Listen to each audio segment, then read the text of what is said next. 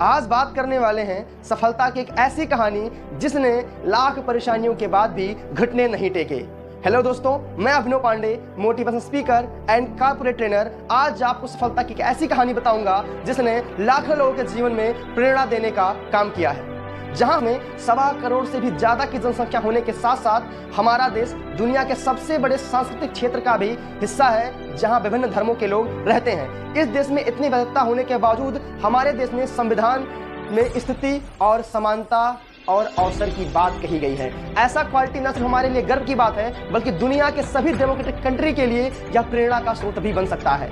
बिल्कुल इसी वजह से आज हम आपको हमारे देश की राष्ट्रपति द्रौपदी मुर्मू की सफलता और उनकी जीवन के बारे में आपको बताने वाले हैं। द्रौपदी मुर्मू का जन्म 20 जून 1958 को ओडिशा के मयूरगंज जिले के वैदापुरुषो गांव में एक जनजातीय परिवार में हुआ था। इनके पिता और दादा दोनों पंचायती राज की राजनीति से जुड़े हुए थे।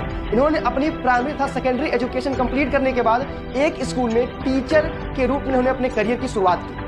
इसी दौरान उड़ीसा के रायरंगपुर में स्थित श्री अरविंदो इंस्टीट्यूट में इन्होंने असिस्टेंट प्रोफेसर के रूप में काम करना शुरू किया। इसके अलावा इन्होंने गवर्नमेंट ऑफ उड़ीसा के इरिगेशन डिपार्टमेंट में जूनियर असिस्टेंट के रूप में काम किया और उसके बाद इनकी जो राजनीतिक जीवन है वो यहीं से शुरू हो गई। 1997 में इन्होंने भारतीय जनता पार्टी को ज्वाइन किया और रायरंगपुर से नगर पंचायत काउंसलर के पोस्ट के लिए ये वहां से चुनाव लड़ी। इन्होंने 2 सालों तक उसी पंचायत के चेयरपर्सन के रूप में उसकी जिम्मेदारी संभाली और इनकी सक्रियता को देखते हुए बीजेपी ने इन्हें अनुसूचित जनजातीय मोर्चा का नेशनल प्रेसिडेंट बना दिया। सन 2000 के उड़ीसा असेंबली चुनाव में एमएलए के पद के लिए खड़े होकर अपने राजनीतिक करियर को इन्होंने और आगे बढ़ाया। मार्च 2000 से 2002 तक इन्होंने कॉमर्स एंड ट्रांसपोर्ट डिपार्टमेंट के मिनिस्टर की जिम्मेदारी भी संभाली। एमएलए के रूप में इनके कार्य को देखकर इन्हें Neelkanth award for best MLA से नवाजा गया। इसके बाद इन्होंने फिर 2004 में एमएलए के रूप में इनको चुना गया और दूसरी तरफ 2006 से 2009 तक मयूरगंज जिले के बीजेपी प्रेसिडेंट के साथ साथ अनुसूचित जनजातीय मोर्चा के स्टेट प्रेसिडेंट के रूप में मुर्मू काम करती रही। इनकी राजनीतिक जीवन में सब कुछ सही चल रहा था, लेकिन अचानक उनके व्यक्तिगत जीवन में बहुत बड़ी परेशानी आई जिसने इन्हें हताश कर दिया। सन 2009 में एक एक्सीडेंट में उनकी बड़ी बेटी की मृत्यु हो गई, जिसकी वजह से उनकी मानसिक स्थिति पर काफी असर पड़ा और काफी समय तक वो डिप्रेशन में रही। 2013 में इनकी दूसरी बेटी की मृत्यु हो गई और उससे कुछ ही महीने बाद इनके हस्बैंड इस दुनिया से चले गए, जिसका इनके जीवन पर काफी असर पड़ा।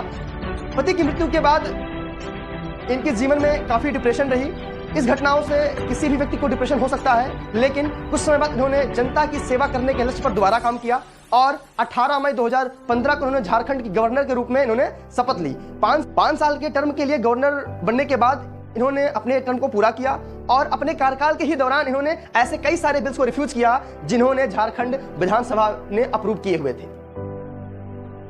द्रौपदी की इसी वर्क एथिक्स और hard working and visionary mindset को देखते हुए इन्हें 2022 में एनडीए के द्वारा इन्हें राष्ट्रपति के लिए नॉमिनेट किया गया।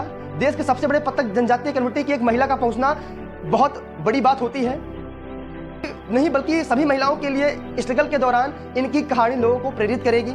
तो ये थी हमारे देश के प्रेसिडेंट द्रौपदी मुर्मू, जिनकी कहानी हमने आपको सुनाई। उम्मीद करता हूँ ये कहानी आपको बहुत पसंद आई होगी। अगर आपको पसंद आई है तो आप अपने जानने वालों के साथ, अपने दोस्तों के साथ इसको शेयर करना ना भूलें। अगर आप मेरे चैनल पर पहली बार आए हैं और पहली बार वीडियो देख रहे हैं, इसे सब्सक्राइब करना ना भूलें। लाइक कमेंट जरूर करें, क्योंकि आपके कमेंट से मुझे मोटिवेशन मिलता है नई वीडियो बनाने का। अगली वीडियो किस पर चाहिए मुझे बताएं, मैं अगली वीडियो आपके द्वारा कहे गए, कमेंट किए गए टॉपिक पर आप अगली वीडियो बनाऊंगा। आपने अपना कीमती समय निकाला और हमारे इस वीडियो को देखा, इसके लिए प्रेम पूर्वक, दिल की गहराइयों के साथ आप सभी का प्रेम पूर्वक सादर धन्यवाद।